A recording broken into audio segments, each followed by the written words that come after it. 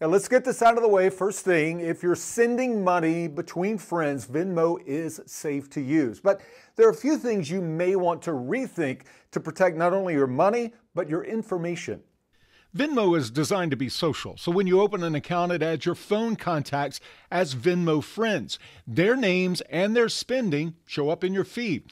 You can also see their friends and their friends and their friends and so on. So someone can see this person is interested in manicures and salons. Anyone can then find them on another social media platform and potentially send them phishing attempts with scam deals on what she's interested in. There's no rational reason to make your spending habits known to everyone, especially people you don't know. So go into settings and choose privacy. If it's set to public or friends, change it to private. Your transactions will only be visible to the sender and the recipient. Then go back a page and tap Friends List. Make that private.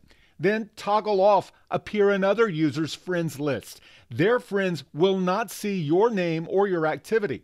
Then enable Face ID to log in, which will prevent a thief from sending themselves your money if they get your phone.